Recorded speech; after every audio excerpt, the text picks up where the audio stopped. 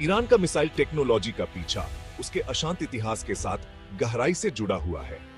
1980 से 1988 तक चले ईरान इराक युद्ध ने एक स्थायी प्रभाव छोड़ा, जिससे हवाई हमलों और लंबी दूरी के तोपखाने के लिए देश की भेद्यता उजागर हुई। सद्दाम हुसैन के शासन ने ईरानी शहरों पर स्कड मिसाइलें बरसाई, जो निवारण के महत्व की एक कठोर याद दिलाता है। इस अनुभव ने ईरान को अपनी स्वदेशी मिसाइल क्षमताओं को विकसित करने के दृढ़ संकल्प को हवा दी। इस्लामी गणराज्य ने इन हथियारों को शक्ति का प्रदर्शन करने और भविष्य के हमलों को रोकने के लिए एक महत्वपूर्ण उपकरण के रूप में देखा, जिससे इसके बैलिस्टिक मिसाइल कार्यक्रम की नींव पड़ी।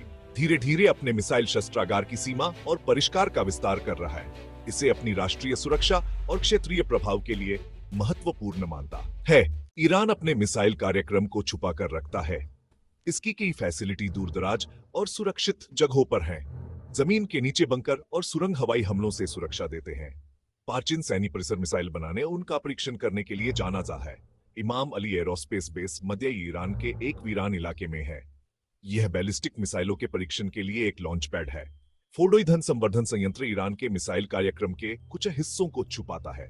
ईरान का सुरक्षित मिसाइल ढांचा एक बड़ी चुनौती पेश करता है। इन जगहों को गुप्त रखने से इस क्षेत्र में तनाव बढ़ता है। ईरान के पास कई तरह की मिसाइलें हैं, जिनमें बैलिस्टिक और क्रूज मिसाइलें दोनों शामिल हैं। हर एक की मारक क्षमता और भार अलग अलग है। शाह परिवार और नई सेजिल और इमाद मिसाइलें जैसी बैलिस्टिक मिसाइलें ईरान की रक्षा क्षमताओं की रीढ़ है। ये मिसाइलें एक तय रास्ते पर चलती हैं।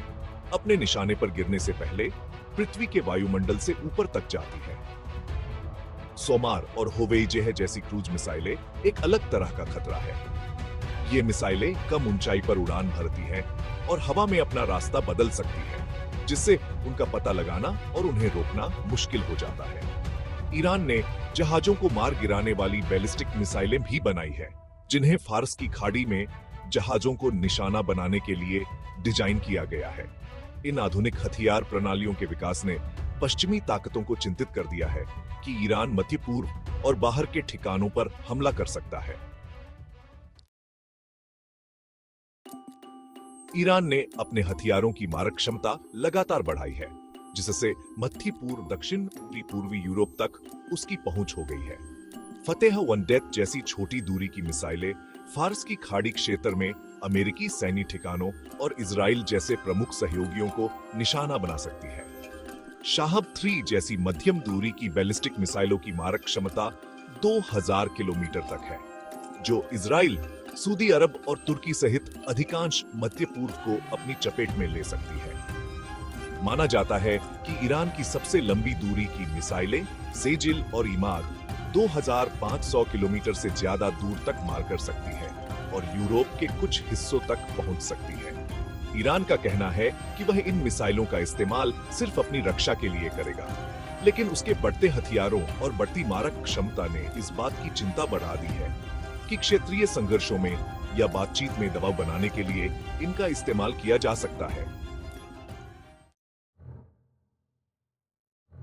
ईरान के मिसाइल कार्यक्रम का क्षेत्र की सुरक्षा और स्थिरता पर बड़ा असर पड़ता है। इसके पड़ोसी देश, खास तौर पर इजराइल और सऊदी अरब, ईरान की बढ़ती मिसाइल क्षमता को लेकर बहुत चिंतित है। फारस की खाड़ी क्षेत्र में अमेरिकी सैन्य ठिकानों की मौजूदगी से स्थिति और भी जटिल हो जाती है, जिससे कोई भी गलतफहमी एक बड़े खतरे का रूप ले सकती है। ईरान के मिसाइल कार्यक्रम को उसकी युद्ध रणनीति का एक अहम हिस्सा माना जाता है, जो उसे अपनी कमजोर सेना के बावजूद ताकत दिखाने और दुश्मनों को रोकने की अनुमति देता है। नई मिसाइल प्रणालियों का विकास और परीक्षण अक्सर क्षेत्र में बढ़ते तनाव के साथ होता है, जो ईरान की सैन्य शक्ति की याद दिलाता है।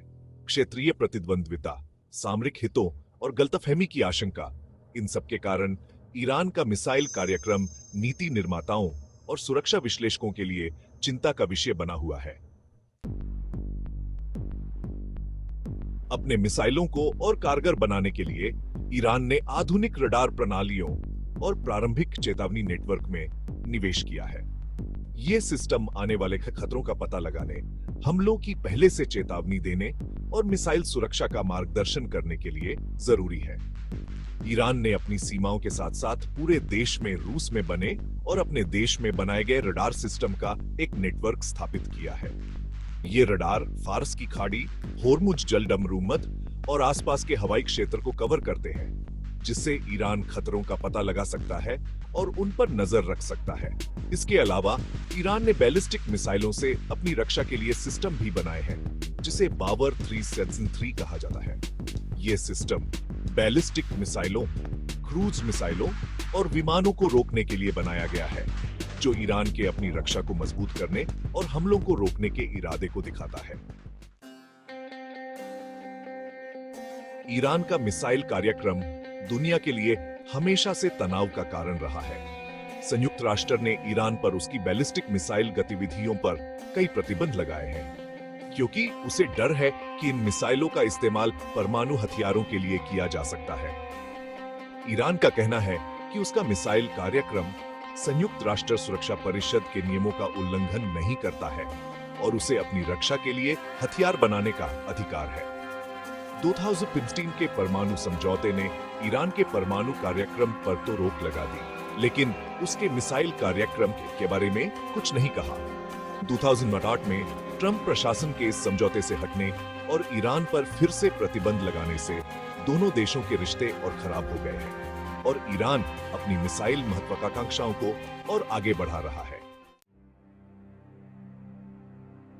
ईरान अपने मिसाइल कार्यक्रम को लगातार बेहतर बना रहा है। वह अपनी मिसाइलों की मारक क्षमता, सटीकता और ताकत बढ़ाने की कोशिश कर रहा है। ठोस ईंधन वाली मिसाइलें, जिन्हें जल्दी से लॉन्च किया जा सकता है और जो ज्यादा फुर्तीली होती है, मिसाइल रक्षा प्रणालियों के लिए एक बड़ी चुनौती है।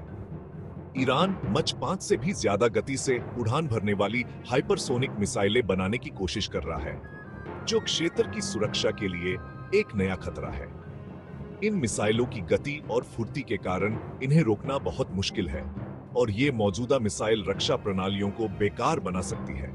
जैसे जैसे ईरान अपनी मिसाइल क्षमताओं को बेहतर बनाता जा रहा है, दुनिया को इन खतरनाक हथियारों को रोकने और क्षेत्रीय और वैश्विक सुरक्षा के लिए इनसे पैदा होने वाले खतरों को कम करने के लिए और ज्यादा प्रयास करने होंगे।